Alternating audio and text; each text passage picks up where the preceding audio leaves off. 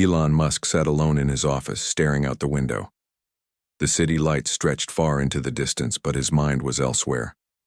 For once, there were no meetings, no phone calls, no deadlines pressing in on him. Just silence. It was a strange feeling, almost unsettling. Across the room, a colleague made a passing comment about fame and how people treat the rich and powerful so differently from everyone else.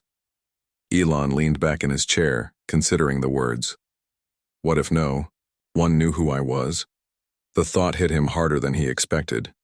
He had spent years shaping the future of technology, space travel, and electric cars. But without all of that, without the name, the money, the reputation, how would people see him? Would they still treat him with respect, or would they turn away? The idea started as a passing thought, but it didn't fade. It stayed with him, growing into something bigger. What if he put it to the test? Not as a billionaire, not as the CEO of Tesla and SpaceX, but as an ordinary person, someone struggling, invisible, overlooked. Elon sat up, his mind racing. This could be more than just a thought experiment. This could be real. He took a deep breath, already making a plan. He was going to step outside of his world and into another. He was going undercover. Elon stood in front of the mirror, barely recognizing himself. His usual crisp suit was gone, replaced by a faded hoodie and an old pair of jeans that didn't quite fit. His expensive shoes had been swapped for a pair of worn-out sneakers with frayed laces and holes in the soles. A team of experts had worked on his transformation, making sure every detail was just right. His hair was covered by a messy, unkempt wig. Subtle makeup added dark circles under his eyes and rough patches on his skin.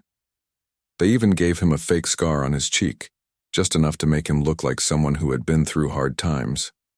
He ran a hand over his face, feeling the stubble they had added to make him look even more rugged. The person staring back at him wasn't Elon Musk, billionaire and tech mogul.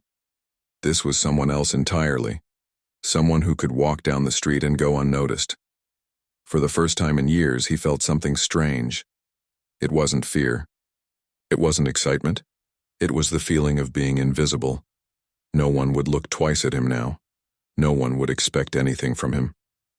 Elon had picked his destination carefully. The Copper Elm wasn't just any restaurant. It was one of the most exclusive spots in Santa Fe. The kind of place where celebrities, CEOs, and politicians dined without a second thought about the price on the menu. A restaurant where status meant everything. If there was ever a place to test how people judged others, this was it. The drive there felt different.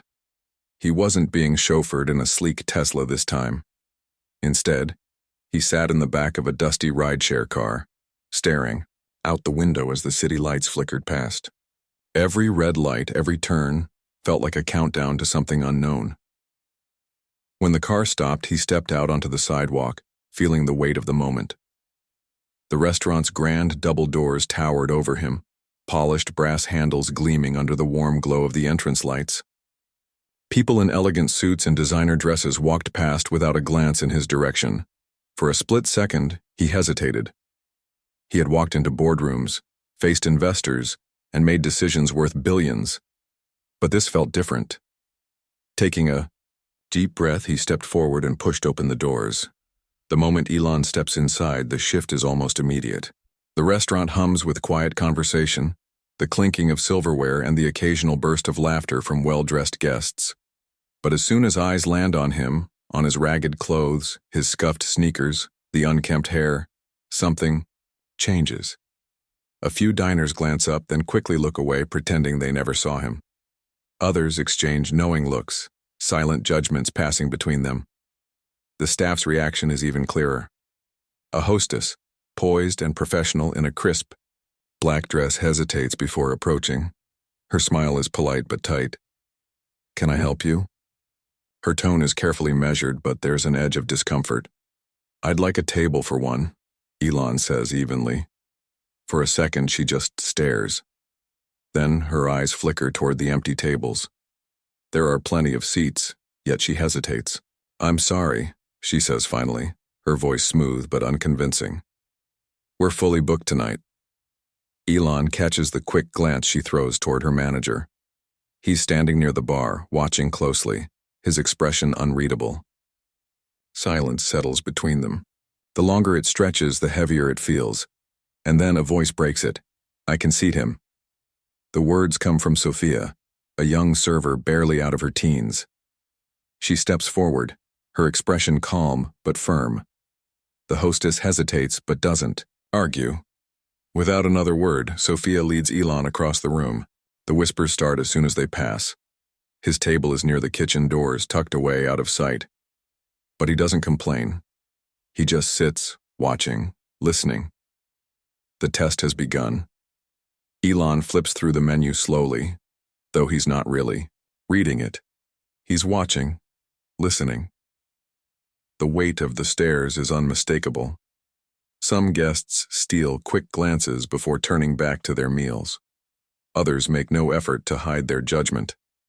A man at a nearby table leans toward his companion, muttering under his breath. His words aren't clear, but the meaning is, why is he here? The staff isn't any better. A waiter passing by throws a glance in Elon's direction, then turns to another server. The whisper isn't subtle. "This is going to scare off the regulars." Elon doesn't react. He just observes. Sophia returns with a small notepad. "Ready to order?" He keeps it simple. "Just soup and bread." She pauses, surprised. "That's all?" He nods. She doesn't push. She just writes it down and leaves. Meanwhile, the tension in the room thickens. A wealthy-looking couple at a corner table shifts in their seats, their eyes darting toward Elon every few seconds. Their discomfort is clear. They look as if they're bracing for him to approach, to ask them for something. Another server, older and more impatient, walks past and stops at Elon's table. His voice is clipped, indifferent. "You sure that's all you're ordering?" The words aren't kind. They carry an underlying message. "Why are you even here?" Before Elon can answer, a woman, dressed in designer clothes, dripping with jewelry, turns to Sophia as she walks past. Her tone is sharp, almost offended. "Why are you wasting time on him?" Sophia doesn't hesitate. Her eyes meet the woman's, without fear. "I believe everyone deserves respect." A hush falls over the immediate area. The woman scoffs, shaking her head, but says nothing more. Others around them pretend not to listen, but they do. Sophia stands firm, then turns back to her work, as if the conversation never happened. Elon sits quietly, absorbing it all. The experiment is unfolding exactly as he expected. Elon takes his last sip of soup, sets the spoon down, and wipes his hands on the napkin. He can still feel the weight of the stares, the quiet but heavy judgment lingering in the air. He takes a slow breath, then stands up. The movement catches the attention of the restaurant staff. The manager, a tall man with a stiff posture, immediately walks over. His face is polite, but his eyes hold something else. Relief, maybe even irritation. He doesn't want this scene to last any longer than it already has. "Sir," the manager says, his voice firm but controlled, "if you're finished, I'll have to ask you to leave."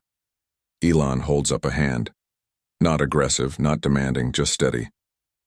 "I'll leave soon," he says, his voice calm. "But first, I have something to say." The air shifts. The room falls into silence. Even those who were pretending not to watch are now fully paying attention. Elon reaches up and pulls off the scruffy wig. Then, with a simple swipe of his sleeve, he wipes away the subtle makeup disguising him. The transformation is instant. Gasps ripple through the restaurant. A man at the bar nearly drops his drink. A woman at the far end of the room presses a hand to her mouth. "It's Elon Musk?" someone whispers. The energy in the room changes. The judgment, the discomfort. It all flips into shock. People straighten up, their expressions shifting from dismissal to sudden interest. Elon scans the room, his gaze landing on the faces that had watched him with disgust just moments ago. Then he speaks. "Tonight, I wanted to see how people treat those who appear to have nothing," he says, his voice steady but pointed. "I saw judgment. I heard whispers. I felt rejection. Silence. Uneasy, heavy silence. People shift in their seats. Some look down, avoiding his gaze. But one person, he continues, turning toward Sophia, chose kindness. Sophia stands frozen, her eyes wide. She looks at him as if she's still processing what's happening. You didn't know who I was, Elon says, his tone soft but full of meaning. But you treated me with respect. That is what truly matters. He reaches into his pocket and pulls out an envelope. The moment feels unreal. He holds it out to Sophia. Her hands tremble, slightly as she takes it. She opens the envelope slowly, her breath catching in her throat as she pulls out a handwritten note. Her eyes scan the words and then she sees it. The check, $50,000. Her hands fly to her mouth and her eyes fill with tears. The room is still, thick with emotion. The diners who once whispered about her wasting time on a homeless man now watch, in stunned silence, guilt, admiration, reflection. Elon gives her a small nod. Then, without another word, he turns and walks out of the restaurant. The restaurant is no longer the same. The once lively hum of conversation is gone, replaced by an uneasy quiet. Plates are left half-eaten, wine glasses untouched. Some diners shift uncomfortably in their seats, their faces red with embarrassment.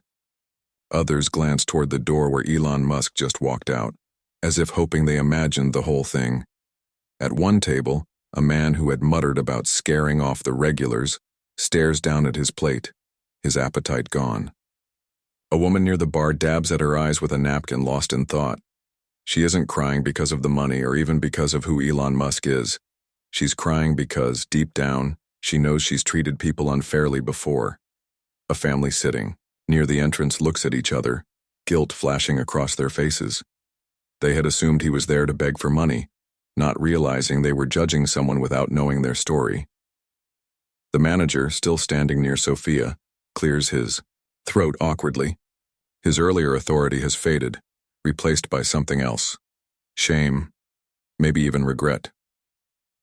You handled yourself well tonight, he says, trying to sound professional. Sophia, still holding the envelope, looks at him. She isn't angry. She isn't smug. She simply nods. Thank you, she says. It's the only thing that needs to be said. She looks down at the handwritten note Elon left her. It isn't just a check, it's a message. True wealth isn't in money. It's in how you treat others. Thank you for reminding me that kindness still exists. Her hands tighten around the paper. The money will change her life, yes. It will. Help with rent, bills, maybe even school. But the lesson, this moment, is worth more than anything printed on a check. That night, she walks out of the restaurant with her head held high. The city air is crisp, the night sky stretching endlessly. Above her, for the first time in a long time, she feels like she made a difference. Inside the Copper Elm, the diners slowly return to their meals, but the mood has changed. Conversations are softer, eyes more thoughtful. Some will forget by morning, but others, maybe just a few, will carry this moment with them. And that, in the end, is how real change begins. A few days later, the world wakes up to a story that no one saw coming. Headlines flood social media. Elon Musk goes undercover as homeless, you won't believe what happened next. Clips of the restaurant scene spread like wildfire, fueling heated debates. Some people call out the Copper Elm for how they treated him. Others admit they might have reacted the same way. Twitter, Instagram, and news sites explode with discussions. People share their own experiences of being judged by appearances. Some talk about moments when they failed to show kindness and regret it. Others post about times a stranger's kindness changed their life. The conversation grows bigger than just Elon. It becomes about society itself. Sophia's name starts trending. News stations reach out for interviews, and soon she's sitting in a studio, cameras pointed at her. But she doesn't let the attention get to her. Her message is simple. It was never about knowing who he was. It was about treating someone with basic respect. We shouldn't need a test to remind us of that. Back at the Copper Elm, change is happening. The manager, now under public pressure, announces new staff training. The restaurant introduces policies on customer treatment, making sure every guest, rich or poor, is treated with respect. Employees go through empathy workshops, learning to see people beyond their appearances. The business learns a hard lesson, but it grows from it. Elon, too, finally speaks on the experience. In an interview, he reflects on what he saw. "It's funny," he says. "People think kindness is about huge gestures, but really it's the small things, one choice, one moment. That's what truly shows a person's character." The impact of that night doesn't fade. Months later, people still talk about it, not because of the money or the shock of the reveal, but because it forced them to look at themselves, to ask, would I have treated him with kindness? And for many, the answer changes the way they see the world. This story was never just about Elon Musk in disguise. It was about something much bigger: how we as a society treat people when we think they have nothing to offer us. That night at the Copper Elm wasn't just a test for the restaurant. It was a reflection of a much deeper issue. How often do we judge before we understand? How many times do we look past someone instead of looking at them?